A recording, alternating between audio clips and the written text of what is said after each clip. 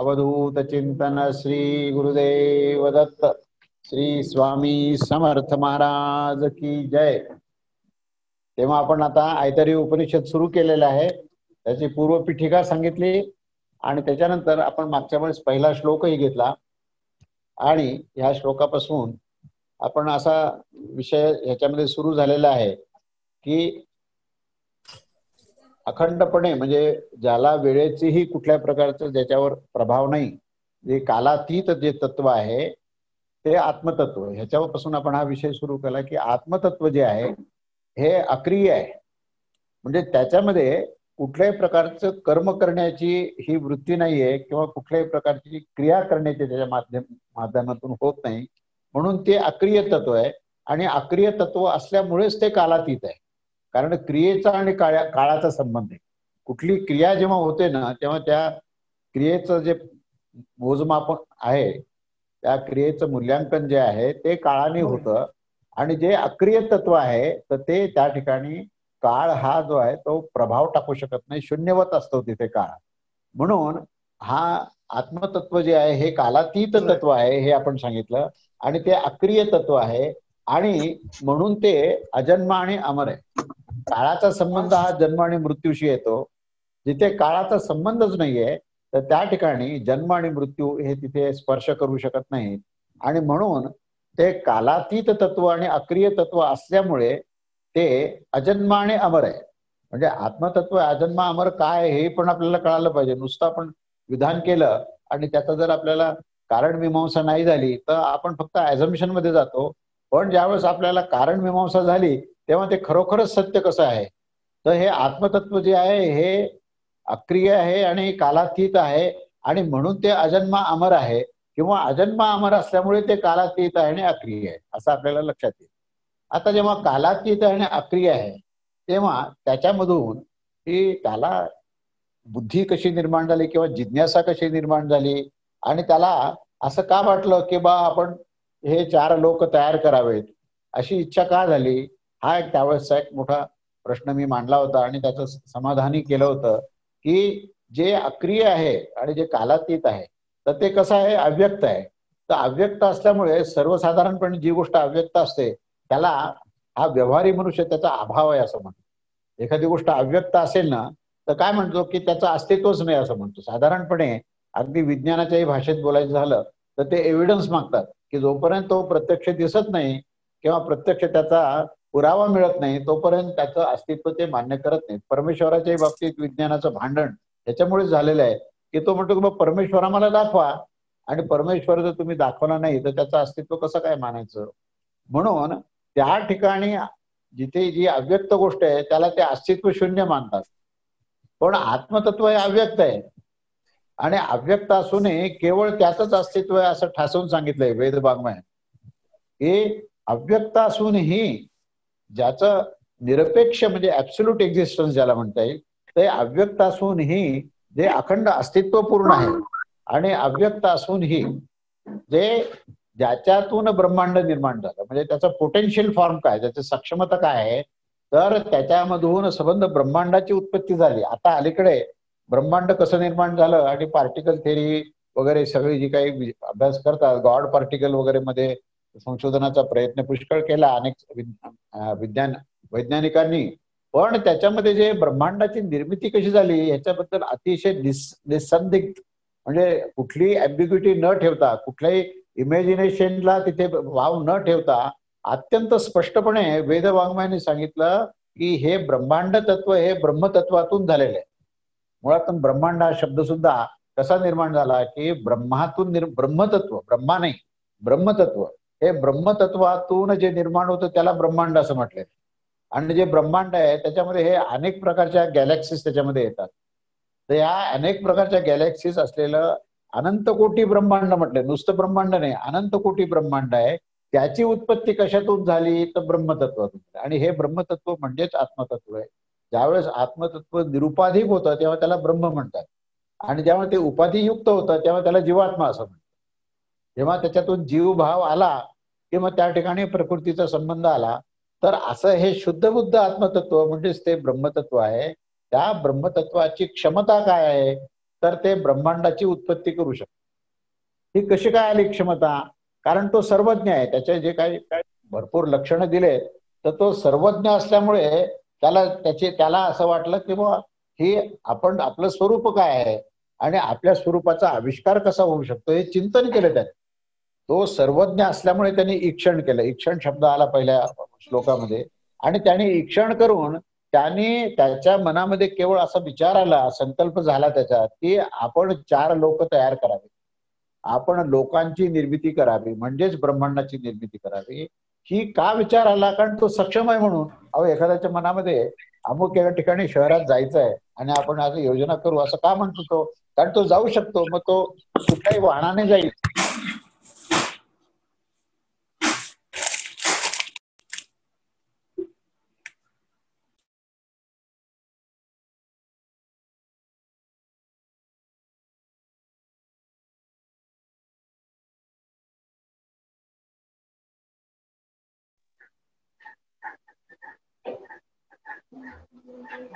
Hello, आवाज गेलाय.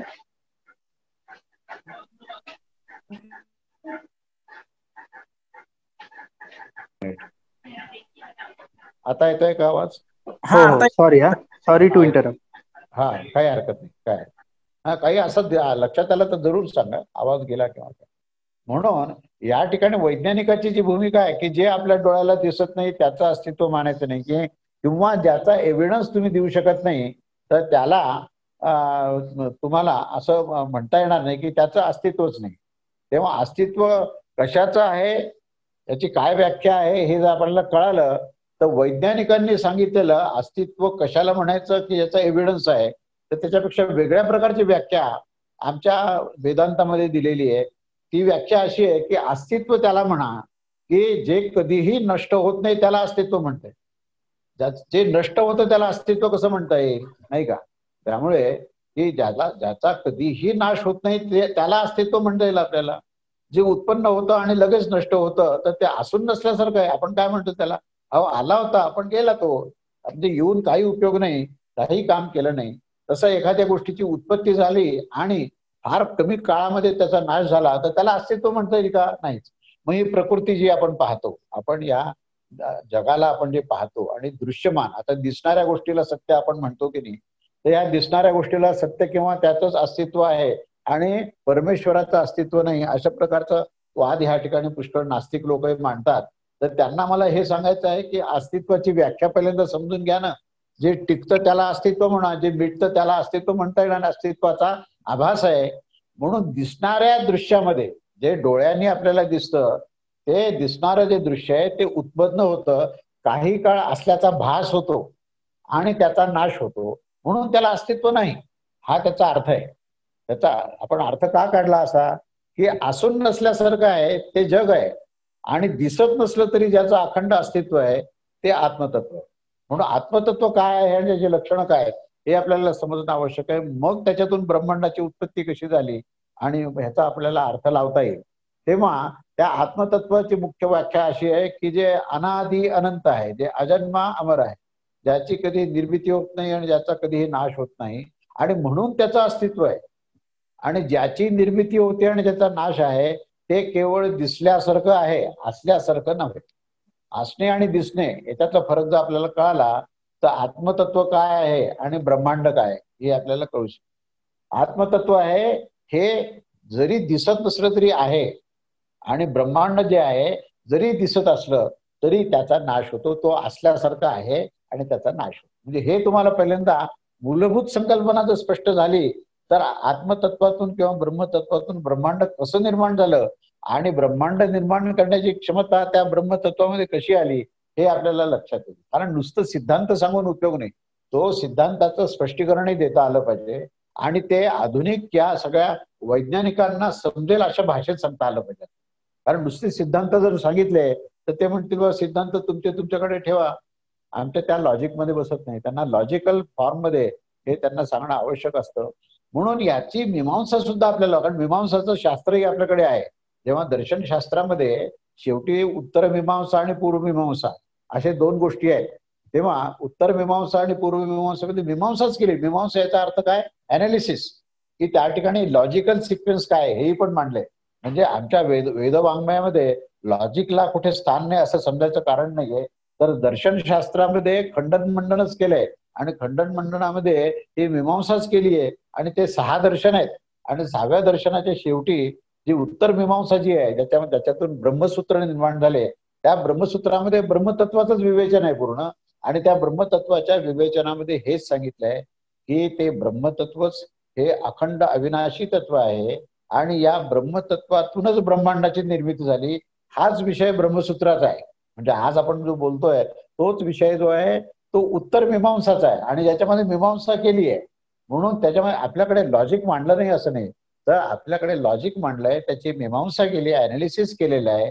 आणि तुम्ही कल्पना करा नुसती की जे कधीच मिटत नाही तेच टिकतं की नाही, आणि जे टिकतं ते कधीच मिटत नाही की नाही. अगदी विनोदाने सांगायचं झालं तर स्त्रिया टिकली लावतात की नाही, जे त्या टिकलीची व्याख्या काय, जी टिकली ती टिकली आणि जे टिकतच नाही त्याला टिकली कसं म्हणायचं. तसं ज्याचं अस्तित्व अखंड आहे त्यालाच आपण असं म्हणू शकतो की बाबा हे जे अखंड आहे, जे अविनाशी आहे त्यालाच आपण अस्तित्व म्हणू शकतो. आणि ज्याचा नाश होतो, ते उत्पन्न होतं, दिसल्यासारखं होतं आणि ज्याचा नाश होतो त्याला अस्तित्व म्हणता येणार नाही. तेव्हा ह्या मीमांसेतून आपल्याला ह्या निष्कर्षापर्यंत पोहोचता येतं की केवळ आत्मतत्वाचंच अस्तित्व आहे आणि बाकी संबंध ब्रह्मांडाच्या अस्तित्वाचा आभास आहे. ते दिसल्यासारखं आहे, ते भासतं आणि ते नाचतं, भासतं आणि नंतर नष्ट होतं ते. म्हणून ह्या दोन संकल्पना एकदा जर स्पष्ट झाल्या तर ह्या आत्मतत्वातून ब्रह्मांडाची निर्मिती कशी झाली हे आपल्याला. म्हणून पहिल्यांदा आत्मतत्व समजलं पाहिजे आणि मग ब्रह्मांडाची आपल्याला ओळख झाली पाहिजे. ब्रह्मांडाची ओळख आधी केली. आपण काय करतो, सगळ्या ह्या सायन्स टेक्नॉलॉजीमध्ये आपण वर्तमान काळातल्या सगळ्या ह्या नूतन सगळ्या तंत्रज्ञानाने काय आहे, जग काय आहे, अंतरिक्ष काय आहे, ग्रह काय आहेत, या अनेक ग्रहावर जीवसृष्टी आहे का नाहीये याचा आपण अभ्यास करतो. पण याचा आधारभूत तत्व काय आहे याचा आपण कधीच अभ्यास करत नाही. म्हणजे आपलं अधिष्ठानच मुळातून ज्ञानाचं नाहीये. अज्ञानाच्या अधिष्ठानावर ज्ञानाचा शोध घेतला तर तो कसा बरं मिळेल.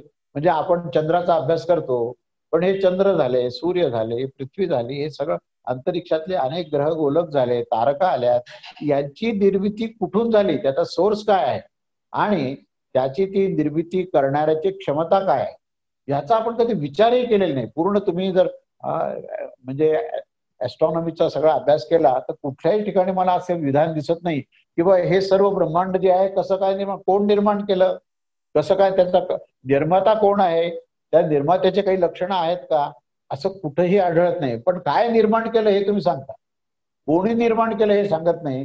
जोपर्यंत कोण निर्माण केलं हे आपल्याला कळत नाही तेव्हा काय निर्माण केलं हे कसं समजेल. जसं एखाद्या मुलाची चौकशी करताना आपण काय म्हणतो, अरे तुझे वडील कोण आहेत, काय करतात, त्या वडिलांचा व्यवसाय काय होता, आई काय आहे. तेव्हा आई वडिलांची चौकशी करून त्या मुलाची संस्कृती काय याचा आपण अभ्यास करतो की नाही. म्हणजे आई वडील काय हे समजलं तर तो मुलगा काय हे समजेल. तसे हे मुलं आहेत सगळे, हे सूर्य चंद्र हे सगळे हे मुलं आहेत. या मुलांचं वडील कोण आहे, त्याचा करता धरता कोण आहे ते जर आपल्याला कळालं नाही, आणि अभ्यास मात्र भरपूर चालू आहे, सूर्याचा अभ्यास चालू आहे, चंद्राचा अभ्यास चालू आहे, पण त्याचे वडीलच माहिती नाहीत. तर आपण पहिल्यांदा त्याचे वडील कोण आहेत, त्याचे निर्माता कोण आहेत हे जर आपल्याला कळालं तर मग ब्रह्मांडाची आपण अभ्यास करण्याची योग्यता आपल्याला मिळेल. म्हणून पहिल्यांदा जो पहिला श्लोक घेतला ना, त्या पहिल्या श्लोकाचं वैशिष्ट्य असं होतं की त्या ठिकाणी आत्मतत्व काय हे मी थोडंसं विस्ताराने सांगितलं, पण आता मी ब्रह्मांड निर्मितीच्या दृष्टीने आत्मतत्वाची क्षमता काय, पोटेन्शियल, त्याचं पोटेन्शियल काय. म्हणजे आपण कधी कधी गणिताचा अभ्यास करताना 0 1 2 3 असं आपण म्हणतो आणि शून्य हा शब्द वापरला तर शून्याची व्याख्या काय आहे असं म्हणताना शून्य म्हणजे काही नाही असं काय. अगदी गौतम बुद्धांनी सुद्धा हा शून्यवाद मांडला आणि त्याने सुद्धा काय मांडलं, म्हणजे अगदी मी तुम्हाला शून्य या विषयावर बोलणं आवश्यक आहे की शून्यावर मांडताना गौतम बुद्ध काय म्हणाले की सगळं काही क्षणभंगूर आहे, सगळं नाशवंत आहे, सगळं शून्यात जाणार आहे, सगळं शून्यवत आहे. अरे हे सांगितलं बरोबर आहे, पण शून्याला पाहणारा कोण आहे, शून्याचा अभ्यास करणारा तो शून्य असू शकत नाही ना.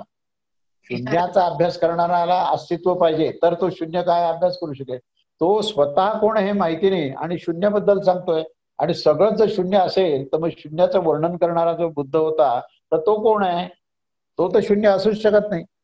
म्हणून या ठिकाणी शून्याचा अभ्यास करणारा कोण आहे आणि शून्य नेमकं काय आहे, तर शून्याचा शोध आमच्याकडे या वेदवाङ्मयामध्ये फार पुरातन काळामध्ये झाला. शून्य या शब्दाचा अर्थ असा की जो अव्यक्त आहे, अव्यक्त म्हणजे शून्य आहे, आणि जो व्यक्त झालाय त्याला एक आकडा आहे. एक हे जे एक्सप्रेशन आहे, म्हणजे पूर्ण कम्प्युटर थेरी जर तुम्ही पाहिली तर ती शून्य आणि एक वर आधारित आहे. पण शून्य म्हणजे काय आणि एक म्हणजे काय हे जर त्या कम्प्युटर इंजिनियरला जर कळालं नाही तर त्याला कम्प्युटर समजणार नाही. तर शून्य ही गोष्ट अव्यक्त आहे आणि एक ही जी गोष्ट आहे ती व्यक्त आहे. एक हे ब्रह्मांड आहे आणि शून्य जो आहे तो आत्मतत्व. अव्यक्त तत्व जे आहे हे अव्यक्त तत्व कसं आहे, तर जे अखंड अविनाशी आहे म्हणून ते अव्यक्त आहे. व्यक्त होणारं जे आहे ते निर्माण होतं आणि नष्ट होतं आणि पुन्हा शून्यातच जातं. त्या एकाची निर्मिती शून्यातून झाली. तुम्ही अगदी एक आकडा मराठीतला पाहिला ना तर तो काढताना पहिल्यांदा तुम्हाला शून्य काढावा लागतं आणि मग त्याची अधोगती होते आणि मग तो एक तयार होतो. म्हणजे त्या शून्याला पहिल्यांदा काढून शून्यातून अधोगती झाली की एक आकडा तयार होतो. बरोबर आहे की नाही? मग हा शून्य काय तर तो अव्यक्त होता आणि व्यक्त होण्याकरता त्याला अधपतन करावं लागलं, तेव्हा तो एक झाला. म्हणजे ही गंमत बघा. म्हणून शून्य जो आहे ना, शून्य हा आत्मस्वरूपामध्ये त्या दृष्टीने पाहिला तर शून्य हा अव्यक्त आहे, पोटेन्शियल, ज्याला सक्षम म्हणता येईल. तसं दुसरं उदाहरण सांगायचं झालं तर वटवृक्ष आहे. वटवृक्षाचं बीज अतिशय लहान असतं आणि जो त्या बीजाला तुम्हाला अगदी सूक्ष्मदर्शक यंत्राने पाहावं लागेल इतकं ते सूक्ष्म असतं. त्याच्यामध्ये जर कोणी म्हणेल की माझ्या हातावर वटवृक्ष आहे तर लोक हसतील. पण खरं सांगायचं म्हणजे त्या सूक्ष्म बीजामध्ये तो संबंध वटवृक्ष समावलेला आहे. पण तो दिसतो का तुम्हाला? दिसत नाही तर त्याचं अस्तित्व नाही असं म्हणता येईल का? म्हणजे अगदी विज्ञानाच्या भाषेत सांगायचं झालं ते दिसत नाही त्याला अस्तित्व नाही असं जर म्हटलं तर त्या वटवृक्षाच्या बीजामध्ये प्रचंड वटवृक्ष समावलेला आहे. त्याच्यात फांद्या आहेत, पानं आहेत, फुलं आहेत, त्याचे लागणारे फळं पण आहेत. तसा हे आत्मतत्व हे अव्यय बीज आहे. म्हणजे वटवृक्षाचं बीज एखादं नाश होईल परंतु इतर कुठल्याही वृक्षाच्या बीजापेक्षा हे आत्मतत्व कसं बीज आहे तर ते अव्यय. अव्यय म्हणजे अविनाशी. हे बीज कधीही याचा नाश होत नाही. या बीजाची कधीही निर्मिती होत नाही, कधीही नाश होत नाही. परंतु ह्याच्यामधून मात्र प्रचंड या ब्रह्मांडरूपी वृक्षाची निर्मिती होते आणि ब्रह्मांडरूपी वृक्षाची निर्मिती झाल्यानंतर त्याच्या प्रत्येक अणुरेणूमध्ये ते बीज आहे. ह्याला दोन शब्द वापरलेत आपल्याकडे, कारण आणि कार्य. कारणातून कार्याची निर्मिती होते आणि पुन्हा कार्य जे आहे ते कारणात विलीन होते आणि अशी कार्यकारण परंपरा तयार होते आणि त्याच्यातून ब्रह्मांड सृजनाची क्रिया होते. तर कारण काय आहे? आता कार्य आणि कारण ह्याच्या मागे अजून एक महाकारण आहे की हे घडण्याकरता महाकारण आहे. महाकारण जे अव्यय बीज आहे ते अविनाशी बीज आहे आणि तेच आत्मतत्व आहे. त्याच्यातून कार्य आणि कारणाची परंपरा सुरू झाली आणि प्रत्येक कार्यामध्ये कारण असतंच. ज्या कारणाने कार्य निर्माण झाले त्या कार्यामध्ये कारण असल्यामुळेच ते निर्माण झालेले. तसं महाकारण कशाला म्हणता येईल? महाकारणाची व्याख्या ही केलेली आहे की ज्याच्यामध्ये निमित्त आणि उपादान हे दोन्ही कारण एकाच वेळेस असतात. हे लक्षात घ्या. मी आता वेगळ्या पद्धतीने तुम्हाला आत्मतत्व सांगतोय की निमित्त कारण एक असतं आणि एक उपादान कारण असतं. त्याचं मी तुम्हाला उदाहरण सांगतो की कुंभार जेव्हा मडकी बनवतो की नाही तेव्हा कुंभार जो आहे हा स्वतः निमित्त कारण आहे आणि उपादान कारण जी आहे ती माती आहे. उपादान कारण म्हणजे ज्याच्यापासून ती वस्तू बनते त्याला उपादान म्हणतात आणि ज्यांनी जो ते तयार करतो त्याला निमित्त म्हणतात, कारण तो त्याच्यामध्ये नसतो असं आपल्याला वाटतं. कुंभार मडक्यात नसतो पण कुंभारामुळे मडकं बनतं आणि कुंभार जो आहे त्या मातीचा उपयोग करून त्याचा विनियोग करून तो मडकं बनवतो. तेव्हा त्या मडक्यामध्ये उपादान कारण काय आहे तर ती माती आहे आणि निमित्त कारण काय तर तो कुंभार आहे. तर तो कुंभार दिसत नाही तुम्हाला. मडकं कोणाला विकलं तर कुंभार दिसणार नाही. फक्त जेव्हा विकत घ्यायला जाल त्यावेळेस तुम्हाला तो कुंभार दिसेल. पण इथला जो कुंभार आहे ना ह्या कुंभाराचं वैशिष्ट्य असं आहे की तो निमित्तही आहे आणि उपादानही आहे. म्हणजे ब्रह्मांड निर्मितीची रहस्य मी तुम्हाला सांगतोय की निमित्त उपादान अभिन्नत्व जिथे आहे, निमित्त उपादान कारण अभिन्नत्व ह्यालाच महाकारण म्हणतो. महाकारणाची व्याख्या काय की ज्या कारणामध्ये निमित्तही आहे आणि उपादान आहे, तो करणाराही आहे आणि जे केलेलं आहे ते दोन्ही त्याच्यामध्ये आहे, हे त्याचं वैशिष्ट्य आहे. आणि म्हणून त्या आत्मतत्वामध्ये ही क्षमता आली. ब्रह्मांड निर्मितीची क्षमता का आली, कुठून आली? कारण आत्मतत्वाचं वैशिष्ट्य असं आहे की ते निमित्तही आहे आणि उपादान आहे. उपादानामुळे ब्रह्मांड निर्माण झालं आणि निमित्तामुळे त्याचं नियंत्रण झालं. म्हणजे तो नुसतं ब्रह्मांड निर्माण करत नाही, तर स्वतः त्याच्यामध्ये जातो. तो त्या ब्रह्मांडाला आधी पहिल्यांदा निर्माण करतो आणि स्वतः प्रवेश करतो आणि प्रवेश करून त्याच्यामध्ये चैतन्य निर्माण करून तो अंतरंगातून त्याचं नियंत्रण करतो. नियंताही तोच आहे आणि निर्माताही तोच आहे. म्हणून या ठिकाणी निमित्तोपादान कारण अभिन्नत्व महाकारण असं त्याची व्याख्या केली आहे. आणि हा महाकारण स्वरूपच ते आत्मतत्व आहे. आणि हे आत्मतत्व स्वतः निर्गुण निराकार असून आपल्यातून तो सगुण साकार ब्रह्मांडाचं निर्मिती करतो. त्याचंही मी मागच्या वेळेस गणितीय उदाहरणाने तुम्हाला सांगितलं की या बिंदूतून रेषा कशी तयार झाली. हे मागच्या वेळेस मी उदाहरण दिलं की बिंदूला लांबी रुंदी उंची नाहीये, तर ती लांबी तयार झालेल्या रेषा कशी निर्माण झाली की ज्याच्यामध्ये कुठल्याच प्रकारचा गुण नाहीये म्हणून तो निर्गुण आहे आणि कुठल्याच प्रकारची आकृती नाही म्हणून तो निराकार आहे. पण त्याचा आणखीन एक अर्थ आहे, तो त्याच्यामध्ये गुण असूनही तो निर्गुण आहे, पण तो गुणापासून निसंग असल्यामुळे तो निर्गुण आहे. गुणाचा संग न लागल्यामुळे त्याला निर्गुण असं म्हणतात. म्हणून भगवान श्रीकृष्णाला जर तुम्ही पाहाल तर तो दिसायला जरी सगुण साकार असला तरी असायला तो निर्गुण निराकार आहे. कसं काय की तो दिसायला हा सगुण साकार असताना सुद्धा तो गुणापासून निसंग आहे. तो कुठल्याही गुणामध्ये आसक्त नाही म्हणून तो निर्गुण आहे. आणि तो दिसायला जरी आकृती असली तरी तो कुठल्याही आकृतीमध्ये आसक्त नाही म्हणून तो निराकार आहे. म्हणून निर्गुण निराकाराची व्याख्या तुम्हाला जर समजून घ्यायची असेल तर तो गुणनिसंग म्हणजे जो निसंग झाला तोच ब्रह्मतत्वाशी एकरूप होतो. जो निराकार झाला तोच ब्रह्मतत्वाशी एकरूप होतो. म्हणून तो ब्रह्मतत्व कसं आहे तर ते निर्गुण निराकार आहे म्हणून ते सच्चिदानंद आहे. त्या निर्गुण निराकाराची व्याख्या काय आहे कशी आहे की जो निसंग आहे तो आकृती प्रकृतीमध्ये कुठल्याही अनासक्त आहे आणि तो साम्य अवस्थेत आहे. अजून एक लक्षण असतं, तो साम्य अवस्थेचं वैशिष्ट्य काय आहे की क्रिया असतानाही अक्रिय आहे. म्हणजे त्याला आपण इंजिनिअरिंग भाषेमध्ये डायनामिक इक्विलिब्रियम म्हणू. म्हणजे डायनामिझमही आहे आणि इक्विलिब्रियम आहे. म्हणजे दोन प्रकारचे इक्विलिब्रियम असतात, एक स्टॅटिक इक्विलिब्रियम असतं आणि एक डायनामिक इक्विलिब्रियम असतं. स्टॅटिक इक्विलिब्रियम म्हणजे जे खरंच चालत नाही ते, आणि डायनामिक इक्विलिब्रियम हे ब्रह्मांड हे डायनामिक इक्विलिब्रियम मध्ये म्हणून ते बरोबर चालू आहे. कारण त्याच्यामध्ये प्रचंड क्रिया चालू आहे पण त्याचबरोबर समतोल आहे. समतोलासहित जी ती क्रिया आहे त्याला आपल्याला डायनामिक इक्विलिब्रियम म्हणजे हे प्रचंड वेगवान असं ब्रह्मांड आहे पण त्याचबरोबर त्याच्यामध्ये एक नियंत्रण आहे. तर तो नियंत्रण जे इक्विलिब्रियम तत्व आहे ना ते आत्मतत्व आणि त्याने हे डायनामिझम निर्माण केलंय. परंतु हे डायनामिझम निर्माण करत असताना त्याचं नियंत्रण असल्यामुळे त्या डायनामिझम मध्ये सुद्धा बॅलन्सिंग आहे, इक्विलिब्रियम आहे. भोवरा जेव्हा आपण टाकतो ना असं फिरत, जो एक्सपर्ट असतो मुलगा तो जेव्हा भोवरा खेळतो आणि जेव्हा त्यांनी भोवरा असा टाकला फेकला जमिनीवर की तो जेव्हा अत्यंत वेगाने फिरतो तेव्हा तो डायनामिक इक्विलिब्रियम मध्ये असतो. त्याची आरी आणि त्याचा ऍक्सिस जो आहे तो व्हर्टिकल असतो. त्यावेळेस तो जेव्हा अत्यंत वेगाने फिरतो त्यावेळेस तो एकाच स्थानावर असतो आणि दिसायला त्याचा जर तुम्ही फोटो काढला, इमेज काढली तर ती इमेज तुम्हाला स्थिर दिसेल.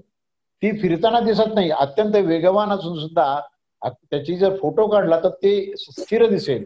म्हणजे स्थिर असून वेगवान आणि वेगवान असून स्थिर असं जे तत्व आहे त्याला साम्य तत्व असं म्हणतात. साम्य तत्व जे आहे हे त्या आत्मतत्वाचं लक्षण आहे.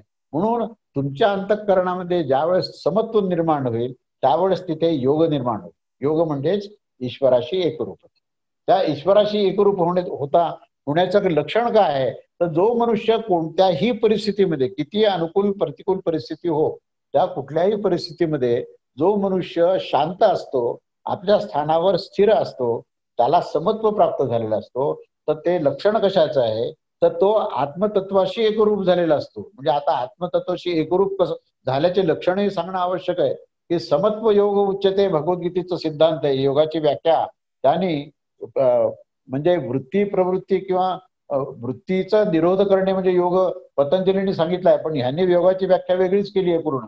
कारण त्या ठिकाणी त्या चित्तवृत्ती निरोध हा असं म्हणून तिथे योगाची व्याख्या केली. तर भगवद्गीता म्हणते की समत्व योग उच्चते म्हणजे आमच्या कुठल्याही क्रियेमध्ये जर संतुलन असेल, संयम असेल, अंतःकरणामध्ये समत्व असेल, ब्रह्मांडाकडे पाहताना एक प्रकारची साम्यदृष्टी असेल तर तुम्हाला योग सिद्ध झालेला आहे आणि तुम्ही आत्मतत्वाशी एकरूप झालेला.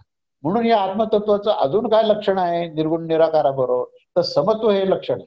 ते एवढे लक्षण ज्याच्यामध्ये आहेत तो ब्रह्मांडाची निर्मिती करण्याची त्याची क्षमता असते. म्हणजेच आता आपल्या व्यावहारिक जगामध्ये सांगायचं झालं याचं इंटरप्रिटेशन, तर तुम्हाला आत्मतत्वाशी एकरूप जर व्हायचं असेल तर तुम्हाला समत्व प्राप्त करणं आवश्यक आहे. आणि समत्व जे आहे हे कसं प्राप्त करायचं हे भगवद्गीतेत सांगितले की स्वधर्माचरण केलं असताना मनुष्य सहज अवस्थेत येतो आणि सहज अवस्थेमध्ये आला की त्याला समत्व प्राप्त होतं आणि ज्याला समत्व प्राप्त होतं तो स्वरूपामध्ये जाऊन बसतो, म्हणजे आत्मस्थितीमध्ये जाऊन बसतो. म्हणजे आचरणातून प्रारंभ आहे आणि त्याची परिणिती जी आहे ती आत्मतत्वाशी एकरूपत आहे. तेव्हा आचरण ही क्रिया आहे आणि परिणिती हे समत्व आहे. म्हणजे तिथे डायनामिक इक्विलिब्रियम सुद्धा कसा सांगितलाय की तुमचं दैनंदिन कार्य करत असताना तुम्ही तुमच्या या प्रत्येक कर्तव्यामध्ये ज्यावेळेस अनासक्त आणि निष्काम व्हाल त्यावेळेस तो स्वधर्माचरणाचा जेव्हा जो भाग तयार होईल तर तिथे काय पहिलं जर तुम्हाला उपलब्धी काय तर तुम्ही सहज व्हाल, एफर्टलेस. मनुष्य एखादा वर्षानुवर्ष काम करतो ना, आता जे लोक इंडस्ट्रीजमध्ये काम करतात वर्षानुवर्ष करतात, 25-30 वर्षाचा अनुभव झाला की ते त्यांच्या मशीनवर किंवा जिथे कुठे ते उभे राहतात तेव्हा ते मशीन ऑपरेटर जे आहेत इतकं सहजतेने काम करतात. ते करतानाच आपण म्हटलं का तुम्हाला हा फार त्रास होतो, ते म्हणे नाही नाही आम्ही आलो की काम सुरू करतो. सहजता आहे. सहजता का आली? कारण प्रॅक्टिस केली. स्वधर्माचं आचरण जे आहे हे सहज अवस्थेमधूनच निर्माण झालंय आणि त्याची प्राप्ती ही सहजता आहे. सहजता झाली की समत्व येतं आणि समत्व झालं की स्वरूपामध्ये म्हणजे आत्मस्थितीमध्ये जातो. असं हे आत्मतत्वाचं लक्षण आहे. तेव्हा आत्मतत्वामध्ये जाण्याकरता तुमचं कर्तव्य चोखपणे पार पड. आणि कसं पाडायचं? ज्याच्यात निष्काम आणि अनासक्ती हे दोन भाव जे आहेत ना हे आत्मतत्वाचेच लक्षण आहे. केवळ आत्मतत्वच निष्काम होऊ शकतं. जीव भावात माणूस निष्काम होऊ शकत नाही. केवळ आत्मतत्व असतो अनासक्त होऊ शकतो. हे दोन लक्षणं त्याला आत्मतत्वाच्या आधीच जोडायचे आणि म्हणून अनासक्त निष्काम भावाने स्वधर्माचरण केलं त्यांनी की तो आपोआपच जो आहे तो सहज होतो आणि सहजातूनच तो समत्व प्राप्त होतो आणि समत्वातूनच तो त्या आत्मस्थितीमध्ये जातो. अशा प्रकारे ही पार्श्वभूमी मी सगळी सांगितली. तेव्हा आता हा दुसरा श्लोक मी घेतो. या दुसऱ्या श्लोकामध्ये उपनिषद सांगतं, काहीतरी उपनिषदातला पहिला श्लोक तर आपण पाहायला मी सांगितलं, आता वर्णन सगळं पहिल्या श्लोकातच होतं. दुसऱ्या श्लोकामध्ये त्या आत्मतत्वाने अंभ, मरीची, मर आणि आप हे 4 लोकांची रचना केली. अंभो स इमाम लोकान सृजत अंभो मरीची मर आपदो अंबहा परेण दिवम द्यौः प्रतिष्ठान तरिक्षम मरीचया पृथ्वी मरो या अधस्ताता आपा. त्यांनी त्या आत्मतत्वाने अंभ, मरीची, मर आणि आप 4 लोक आहेत. अंभ, मरीची, मर आणि आप असे 4 लोकांची त्याने निर्मिती केली आणि त्या लोकांची ही रचना करण्याचा काय उद्देश होता हे पुढे सांगितलं आहे. पहिल्यांदा त्यांनी ही निर्मिती केली. ती निर्मिती करण्याची क्षमता कशी आली मी आता सांगितलं तुम्हाला की त्याच्यामध्ये एक प्रकारचं प्रचंड अशी क्षमता असलेले ते आत्मतत्व आहे आणि ते सर्वज्ञ आहे. आणि त्याने चिंतन असं केलं की मला हे लोकांची निर्मिती करायची आहे, कशाकरता करायची आहे हे आपल्याला समजणं आवश्यक. मग कशी केली हे पण पाहू. पण ही लोकांची निर्मिती कशाकरता करायची होती, काय त्याचं प्रयोजन होतं, तर हे त्याला माहिती होतं की माझा आविष्कार कसा आहे आणि या आविष्कारामध्ये मी जर त्याच्यामध्ये प्रवेश केला तर मला नियंत्रण करायचंय, पण त्याचा काय काय परिणाम होणार आहे त्याच्यामध्ये जर माझा प्रवेश झाला तर अनंत जीवाची निर्मिती होणार आहे. जीवाची निर्मितीचं जे काही शास्त्र आहे ते भगवद्गीतेत सांगितले आहे की प्रकृती आणि पुरुष यांच्या संयोगाने अनंत जीव निर्माण होतात. तर पुरुष जो आहे तो आत्मतत्व आहे आणि प्रकृती जी आहे त्या आत्मतत्वातून निर्माण झालेलं ब्रह्मांड आहे. आता या आत्मतत्वातून हे ब्रह्मांड जे निर्माण झालं त्याच्यामध्ये हे 4 लोकांची त्यांनी योजना केली. त्याच्यामध्ये अंब, मरीची, मर आणि आप याचा आपण विस्तार करू पहिल्यांदा. पण त्याच्या आधी हे 4 लोक जे निर्माण का केले त्यांनी की तो जो आहे तो ह्या ब्रह्मांडामध्ये नंतर प्रवेश करणार आहे आणि जसा त्याचा स्पर्श त्या ब्रह्मांडाशी होतो तेव्हा त्याच्यामधून अनंत जीव निर्माण होणार आहे. आणि हे जीव जसे निर्माण झाले त्या जीवाबरोबर कर्म हे निर्माण होतात. जीवाची काय व्याख्या आहे? जीव ही एक धारणा आहे. जीव जी एक अवस्था आहे, ज्या अवस्थेमध्ये त्या जीवाला मी करता, मी भोगता, मी ज्ञाता आणि मी धरता असे 4 भाव निर्माण होतात. त्याला जीव म्हणतात. वास्तविक जीवाला अस्तित्व नाहीये, पण जीवाने आत्मतत्वाला स्पर्श केला आणि म्हणून त्याला अस्तित्व निर्माण झाल्याचा भास झाला. जसं सूर्याचं प्रतिबिंब अनेक प्रकारच्या जलाशयामध्ये पडल्यानंतर त्या जलाशयाप्रमाणे भिन्न भिन्न प्रतिबिंब पडतात, म्हणून सूर्य अनेक होत नाहीत. तसा तो आत्मतत्व त्या ब्रह्मांडामध्ये जसा प्रवेश झाला तसा तो अनंत जीवात्म्याच्या रूपामध्ये बाहेर आला आणि प्रत्येक जीवात्म्याला काही ना काहीतरी कर्म करण्याची वृत्ती झाली आणि कर्म केलं की कर्मफल मिळतं. ही व्यवस्था भगवंताची आहे आणि कर्मफल मिळालं की त्या कर्मफलाचा भोग प्राप्त करावा लागतो. ही भगवंताची व्यवस्था आहे. आता हा भोग कसा मिळणार हो मला सांग. जर भोग प्राप्त करायचे असेल तर लोकांची निर्मिती आवश्यक आहे. लोक निर्माण झाले तर भोग निर्माण होईल. आता आपण पृथ्वीवर आहोत सगळे, त्या पृथ्वीवर आपण काही ना काहीतरी कर्म करतो आणि त्या कर्माचं फल आपल्याला मिळतं आणि त्या फलाचा भोग प्राप्त होतो. हे आपली नित्य जीवनाचा आपला अनुभव आहे की काहीतरी कर्म करायचे, त्याचं काही ना काहीतरी फळ मिळणार आणि जे फळ मिळेल त्याचा भोग प्राप्त करायचा. मग हा भोग पृथ्वीवर आहोत म्हणून आपल्याला मिळतो की नाही. पृथ्वी निर्माणच झाली नसते, नुसताच जीव निर्माण झाला असता तर चालला असतं का.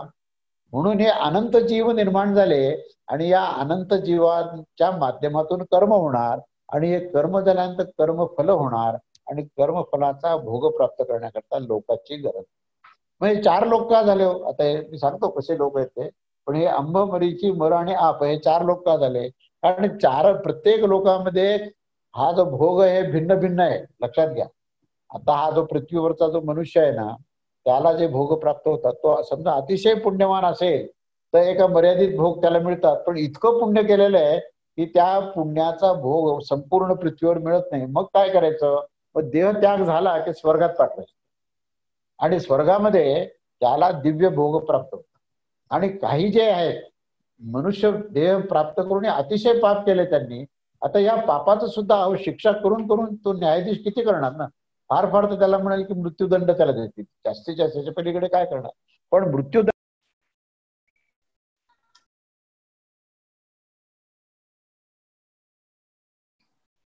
विजित आवाज बंद झालाय बघ. आवाज बंद झालाय. हा आता चालू झाला. आता चालू. हा मध्येच एक फोन आला तर बरं. हा तर मी हे सांगत होतो की ते पापाचं जर क्षालन करायचं असेल तर त्याला आपलोकात पाताळात किंवा नरकामध्ये जावं लागेल. आणि भगवंत काय करतात माहिती का, जीवाची निर्मिती करतात. आवाज येतोय, आवाज दुसरा. वृषाली आवाजाकडे केला बंद केलं काका. हा तर त्या म्हणजे भगवंताची व्यवस्था कसं आहे की जीवाची निर्मिती आहे, जीवाच्या पासून कर्माची निर्मिती आहे. कर्माचं कर्मफल होतं, कर्मफलाचा भोग प्राप्त होतो. पण ह्याच्यातून मुक्तही करायचंय, म्हणजे तो निर्माणही करतो आणि मुक्तही करतो. मुक्त करायचं असेल तर काय करावं लागेल.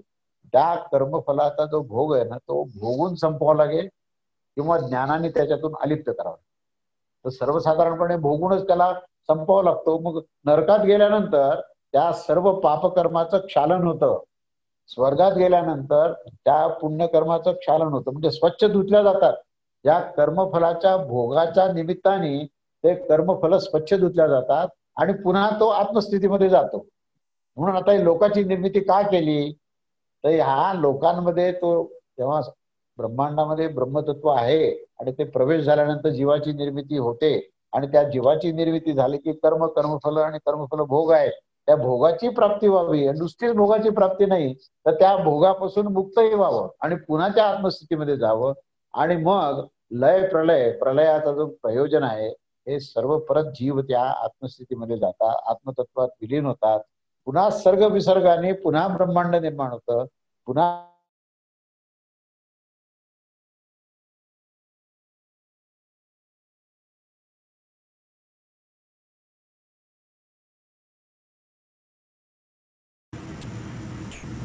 काका व्हिडिओ आणि आवाज दोन्ही बंद झाले. हा ठीक आहे. आता कारण ते लाईट गेले आमच्याकडचे, तो करतोय विजिट करतोय. आता आवाज येतोय का. हॅलो वृषाली आवाज येतोय का. हा येतोय. हो येतोय काका येतोय. हा ठीक आहे. हा ठीक आहे. म्हणून मी आता हे सांगत होतो की ह्या लोकांची निर्मिती का केली. त्याला माहितीये की आपण जर लोकांची निर्मिती स्वरूप पाहण्याकरता म्हणजे स्वतःच खरं म्हणजे काय आविष्कार आहे हे पाहण्याच्या निमित्ताने ते आविष्कारात ते 4 लोक झाले. पण लक्षात आलं की ह्या 4 लोकांमध्ये पहिल्यांदा लोकपाल नाही तर त्याचं संरक्षण कसं, नंतर लोकपालाचा उल्लेख मी करेन नंतर. आणि नंतर त्याच्यामध्ये स्वतः प्रवेश केला म्हणून हे सगळं ब्रह्मांड चैतन्यमय झालं. आज तुम्हाला प्रत्येक अणुरेणूमध्ये जे चैतन्य दिसतं ते त्या परमेश्वराच्या प्रवेशामुळे झालं आणि त्या चैतन्याने त्याचं नियंत्रण केलं. पण त्याचा स्पर्श झाल्यावर जीव निर्माण झाले आणि त्या जीवाच्या निर्मितीमुळे जे ते कर्म निर्माण झालं. कर्मातून कर्मफल, कर्मफल भोग आणि कर्मफल भोगाची प्राप्ती करण्याकरता लोक आणि त्या लोकातून भोगाची समाप्ती व्हावी आणि पुन्हा तो जीव जो आहे तो आत्मस्थितीत जावा.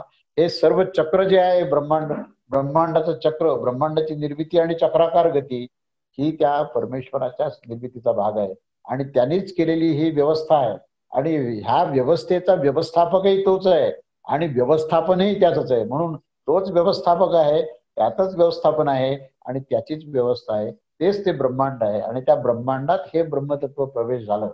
तर हे ब्रह्मांड कसं आहे असा हा श्लोक आता दुसरा आपण पाहतोय की हा जो काही अंब नावाचा जो पहिला लोक आहे तो कसा आहे, तो द्यूलोकाच्याही पलीकडे असून ज्याचं अधिष्ठान स्वर्ग आहे, म्हणजे स्वर्गाच्याही वर आहे.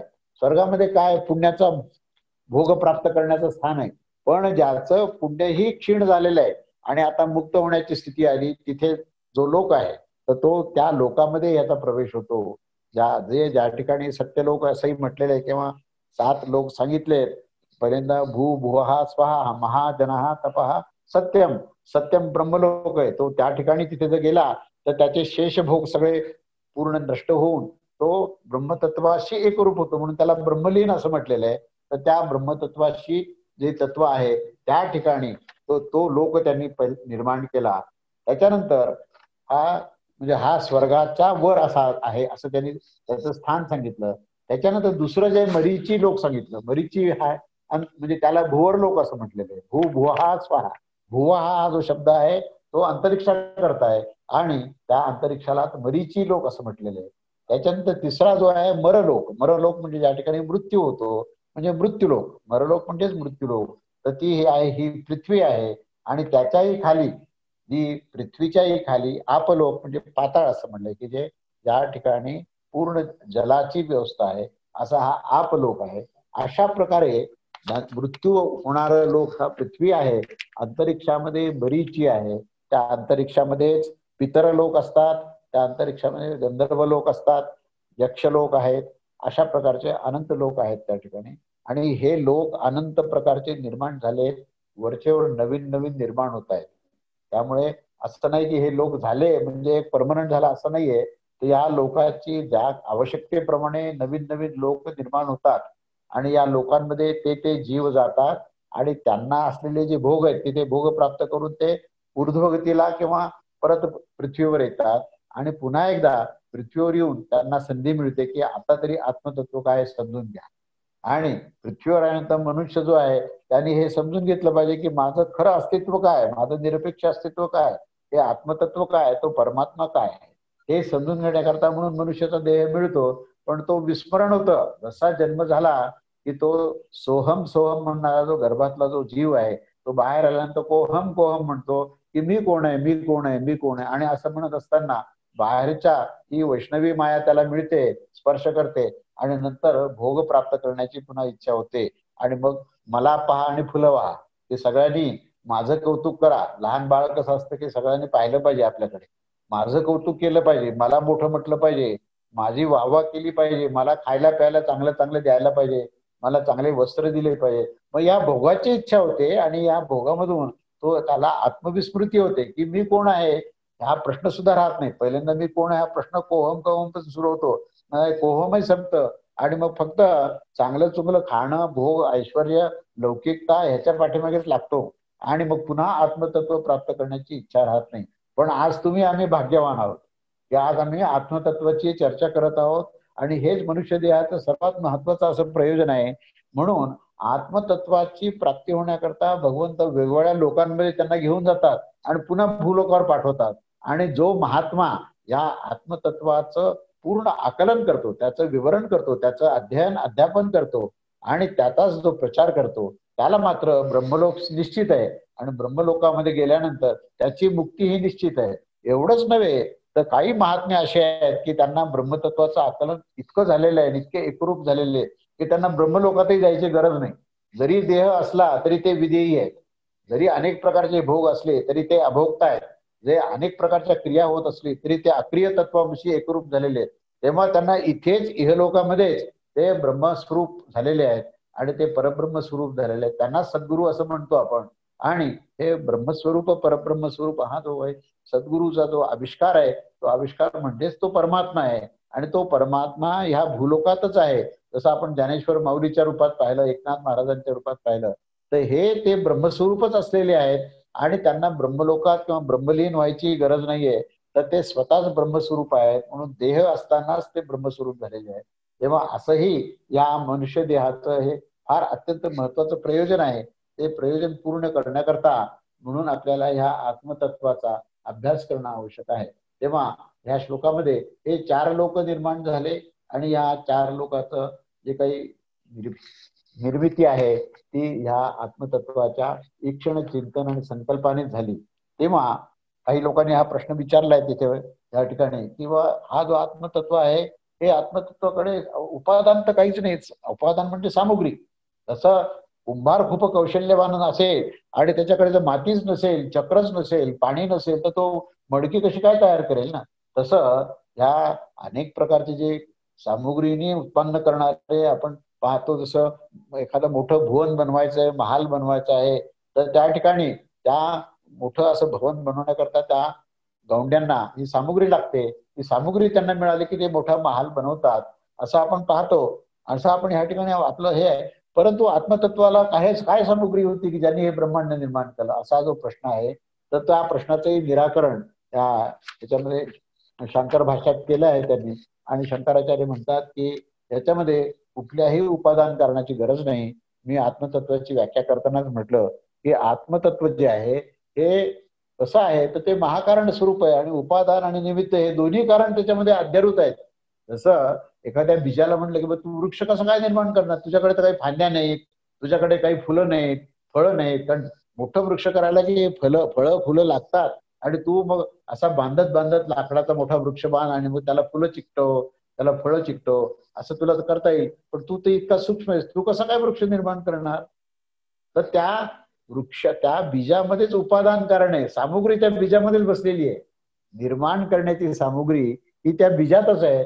तसं या आत्मतत्वातच पूर्ण हे निमित्त आणि उपादान हे दोन्ही कारण आहे. त्यामुळे त्याच्यामध्ये ही सामुग्री आहे, त्याच्यामध्ये ती बुद्धी आहे, ती प्रज्ञा आहे, ते सच्चिदानंद तत्व आहे.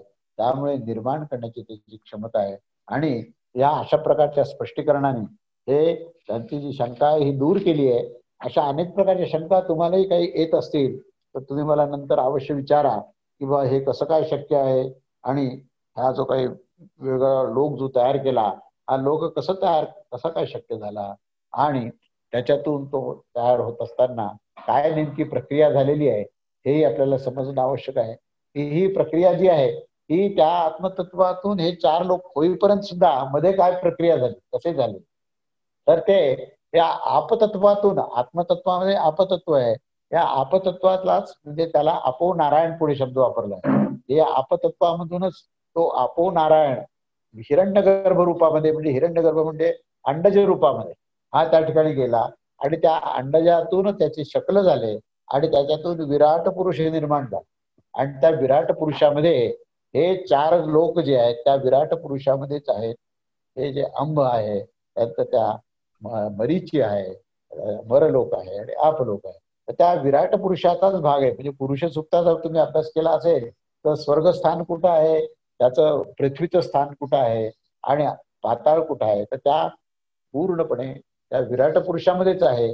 म्हणून त्या विराट पुरुषाची निर्मिती हिरण्यगर्भातून झाली. हिरण्यगर्भाची उत्पत्ती त्या महत्तत्वातून म्हणजे आत्मतत्वामध्ये निर्माण झालेल्या जिज्ञासेतून झाली आणि त्या विराट पुरुषातून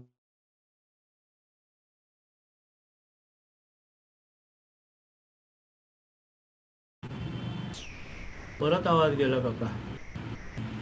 काहीतरी झाला असेल तिथे प्रॉब्लेम कदाचित, कारण स्टॉपच झालंय तिकडचं.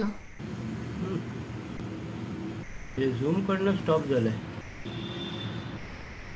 तिकडनं म्हणजे पूर्ण व्हिडिओ ऑडिओ सगळं. हा येतंय, ऐकायला येतंय. येत आहे. असा तो विराट पुरुष त्याच्यातून निर्माण झाला आणि त्या विराट पुरुषाचे विविध भाग म्हणजेच हे लोक आहेत आणि त्या लोकांमध्येच ही जीवसृष्टी आहे. तेव्हा ही जीवसृष्टीचा पुष्कळदा जो काही प्रश्न पडलाय किंवा हे जी आता चंद्रावर जीव आहे का, मंगळावर जीव आहे का, अहो जीव म्हणजे काय हेच कळत नाही तर जीवाचा शोध काय घेणार. तर जीव जो आहे हा स्वतःच्या एक वेगळ्या व्यक्तिमत्वाचा आभास आहे. म्हणजे अगदी तुम्हाला सांगायचं झालं तर अणुरेणूला सुद्धा जीव आहे आणि त्या अणुरेणूने सुद्धा स्वतःच वेगळं अस्तित्व मानलंय किंवा दिसतंय. ऑक्सिजनला जीव आहे कारण ऑक्सिजनला स्वतःची संस्कृती आहे, इच्छा आहे, कोणाला जुळून घ्यायचं कोणाला तोडायचं हे ऑक्सिजनने ठरवलंय. त्याला एक इंडिव्हिज्युअलिटी आहे, व्यक्तिमत्व आहे. जिथे व्यक्तिमत्व आहे तिथे जीव आहे. तेव्हा सबंध ब्रह्मांडामध्ये ही जीवसृष्टी आहे. तुम्ही ज्या जीवाचा शोध घेताय ना तर त्या जीवाचा अर्थ जर तुम्हाला समजला तर ह्या सबंध ब्रह्मांडामध्ये जीवसृष्टी आहे आणि त्याचं परिवर्तन जे आहे हे परिवर्तन ह्या मानवापर्यंत झालेलं आहे. लक्षात घ्या की जिथे इंडिव्हिज्युअलिटी आली, ऑक्सिजन झाला, हायड्रोजन झाला, ऑक्सिजन आणि हायड्रोजनच्या मिलापातून जल झालं, जलातून अपोनारायण झाला, अपोनारायणातून ही 4 लोक निर्माण झाले. पण मुळातून तो जीव कसा होता, तर जीवाची व्याख्या जर आपल्याला स्पष्ट झाली तर त्या जीवसृष्टीचा शोध घेताना आपल्याला या सर्व संकल्पनेचा उपयोग करता येईल. तेव्हा हा मी पूर्व भाग त्याचा सांगितला आहे. आता याचा उत्तर भाग जो आहे तो पुढच्या श्लोकात सांगेल आणि त्याच्यानंतर हा विस्ताराचा विषय आपण शक्यतो 1 किंवा 2 प्रवचनामध्ये हा पहिला खंड आपण संपवूया. अवधूत चिंतन श्री गुरुदेव दत्त. श्री स्वामी समर्थ महाराज की जय.